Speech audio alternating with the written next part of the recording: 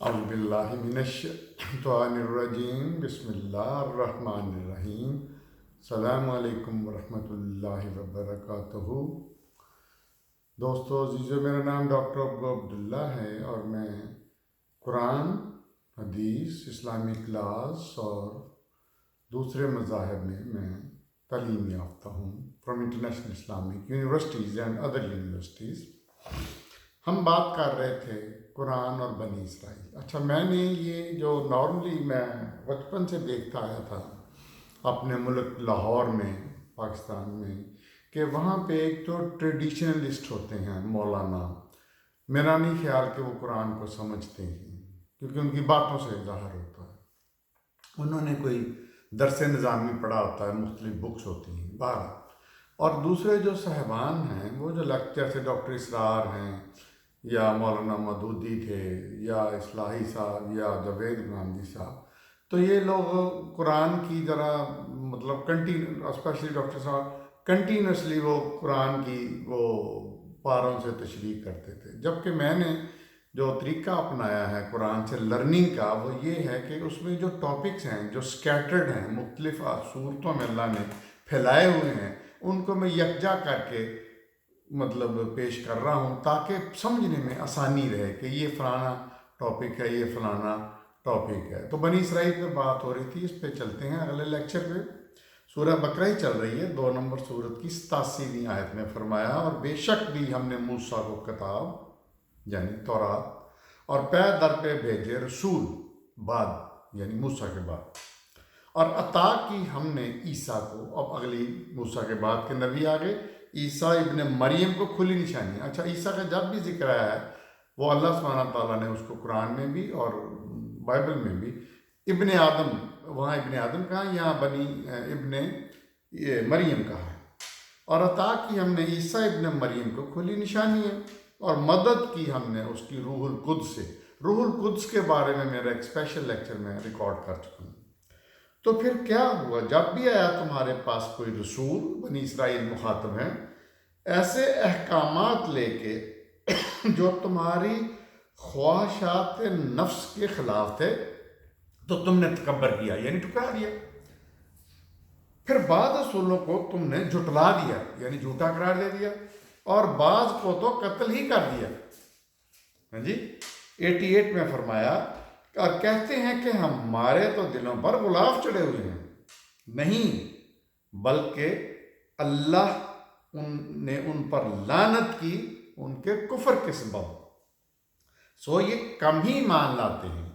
89، اور جب آئی ان کے پاس ایک کتاب اللہ کی طرف سے تصدیق کرتی ہوئی یعنی قرآن، تصدیق کرتی ان کتابوں کی جو ان کے پاس موجود ہیں، اور وہ اس سے پہلے دعائیں مانگا کرتے تھے فتح کی کافروں پر۔ اچھا، یہ بڑا کلیئر میں بتا دوں کہ بنی اسرائیل جو تھے، ان کو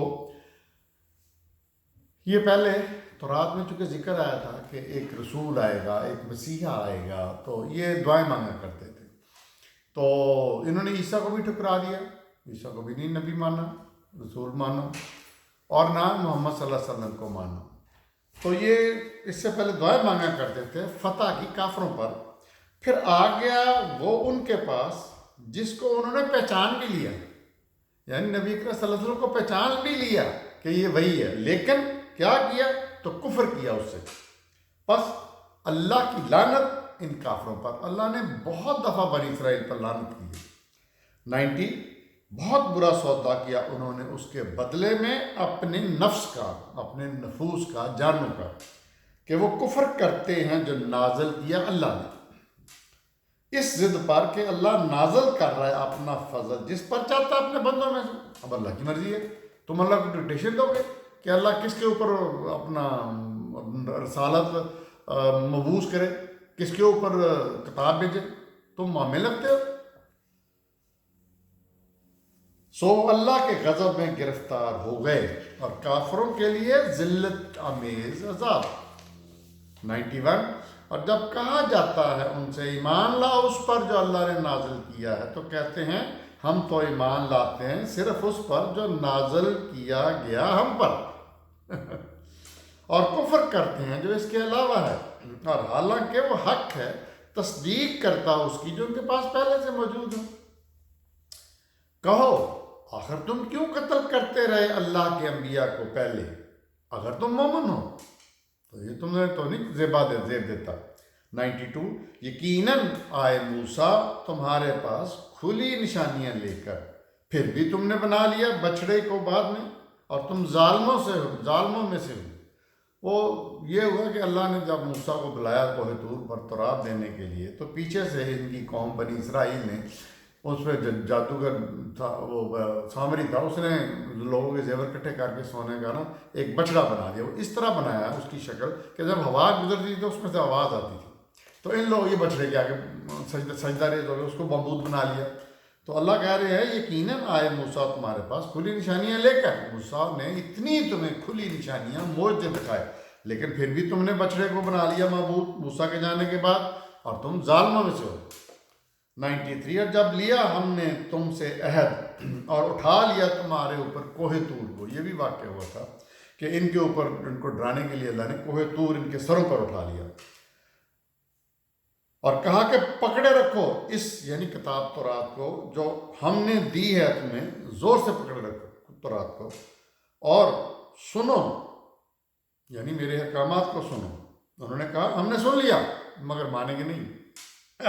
کیوں؟ ان کے دلوں میں بچڑا رچ بس گیا تھا ان کے کفر کے باعث۔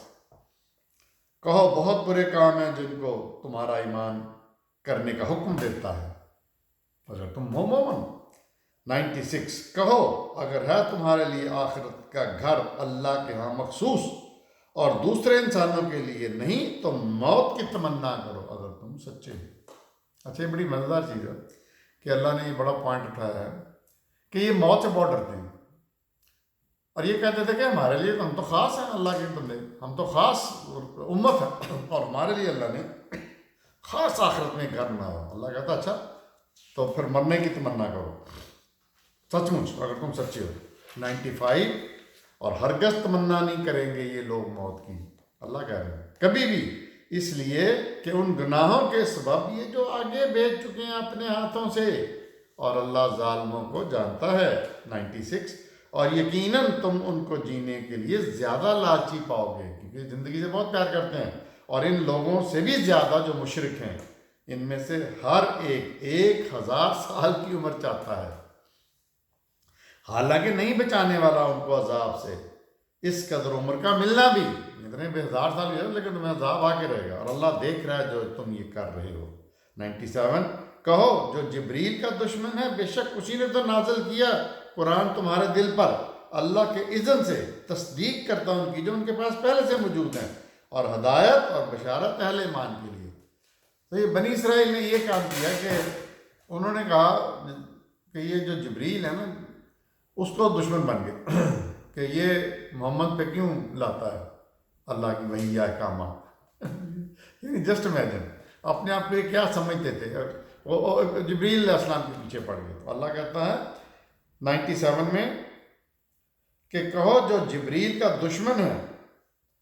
98 میں ہے جو ہے دشمن اللہ کا اور اس کے فرشتوں کا اور اس کے رسولوں کا، اور یہاں پہ جبریل کا نام لے کے کہا، اور جبریل اور میکائیل کا، تو بے شک اللہ بھی کافروں کا دشمن ہے، تو اللہ نے ان کو بھی دشمن قرار دے دیا۔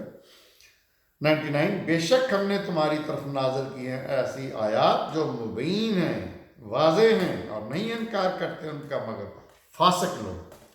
یہاں حضور صلی اللہ علیہ وسلم سے مخاطب ہے، کیونکہ وہ یہودی جو تھے آپ کو کنفیوز کرنے کی کوشش کرتے تھے، آپ کے اوپر مطلب اس طرح کے زبانی حملے کرتے تھے۔ 100 کیا جب بھی انہوں نے عہد کیا تو ایک گروہ نے اس کو اٹھا کر پھینک دیا انہی میں سے، بلکہ ان میں سے اکثر ایمان نہیں لاتے۔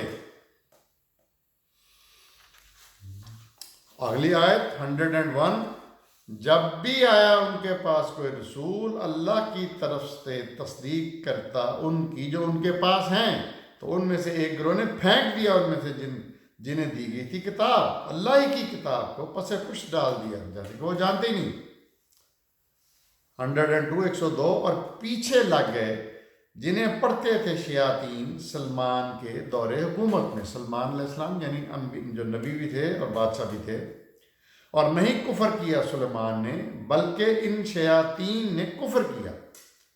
وہ لوگوں کو جادو سکھاتے تھے، اور اس پر جو نازل کیا بابل میں 2 فرشتوں پر، جن کا نام تھا ہاروت اور ماروت، اور یہ دونوں نہیں سکھاتے تھے کسی کو بھی، حتیٰ کہ وہ کہتے تھے کہ ہم تو ایک آزمائش ہیں، لہذا تم کفر نہ کرو۔ پھر بھی وہ سیکھتے تھے ان دونوں سے وہ جو تفرقہ ڈال دے میاں بیوی کے درمیان، حالانکہ وہ نہیں پہنچا سکتے تھے ضرر اس سے کسی ایک کو بھی مگر اللہ کے اذن سے، اور سیکھتے تھے وہ جو نقصان پہنچائے انہیں اور نفع نہ پہنچائے، اور بے شک وہ جانتے تھے کہ جو تجارت کرے گا اس کی، یعنی اس کے لیے نہیں ہے آخرت میں کوئی حصہ، اور یقیناً بہت ہی بری چیز ہے جس کو انہوں نے بیچ ڈالا اپنی جانوں کے عوض، کاش وہ جانتے۔ یہ حضرت سلیمان علیہ السلام کے زمانے میں ایک واقعہ تھا کہ شیطان وہ ان کے پیچھے لگ گئے سلیمان کے دور حکومت میں، اور ان شیاطین نے، اللہ تعالیٰ کہہ رہے ہیں کہ سلمان نے نہیں کچھ کیا بلکہ ان شیاطین نے کفر کیا جو جادو سکھاتے تھے۔ اچھا، یہاں پہ 2 فرشتوں کا بھی ذکر ہے، ہاروت ماروت کا۔ اللہ کہتا ہے یہ فرشتے نہیں کرتے تھے، یہ بے ایمان لوگ جو کافر لوگ تھے یہ سارا کچھ فرقہ ڈالتے تھے۔ 103 میں فرمایا، اور اگر وہ ایمان لے آتے اور تقوی اختیار کرتے تو بے شک اللہ کے ہاں ملنے والا ہے ثواب بہت بہتر، کاش وہ جانتے۔ 104 آیت، اے لوگوں جو ایمان لائے ہو، نہ کہو رائنا بلکہ کہو انذرنا، اور سنو، اور کافروں کے لیے ہے دردناک عذاب۔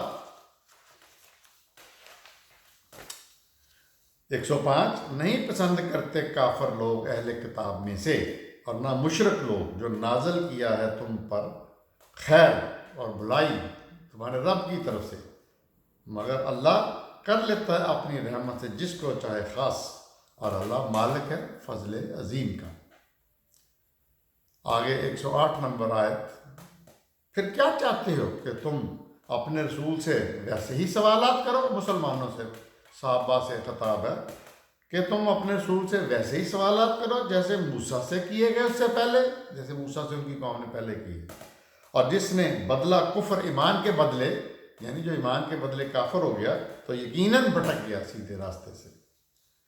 109 آیت، اس اہل کتاب میں سے بہت لوگ تمہیں پھیرنا چاہتے ہیں ایمان لانے کے بعد۔ اللہ مخاطب ہے مسلمانوں سے کہ وہ چاہتے ہیں کہ تم ایمان چھوڑ دو، اسلام چھوڑ دو اور کفر ہو جاؤ، اہل کتاب کہتے ہیں، تاکہ کافر بنا دیں حسد کی بنا پر جو ان کے نفس میں ہے، اس کے بعد کیا کھل کر سامنے آ گیا، سو تم معاف کرتے رہو اور درگزر سے کام لو یہاں تک کہ اللہ اپنا فیصلہ نافذ کر دے، بے شک اللہ ہر چیز پر قادر ہے۔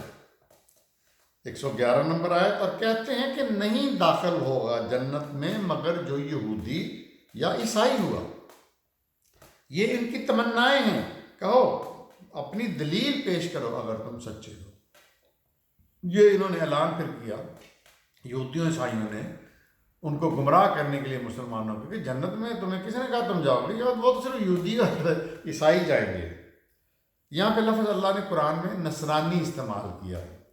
112 میں فرمایا، ہاں جس نے سر تسلیم خم کر لیا اللہ کے آگے اور نیکوکار بنا، سو اس کے لیے ہے اس کا اجر اس کے رب کے پاس، اور نہ اس کو کوئی خوف ہوگا اور نہ رنج۔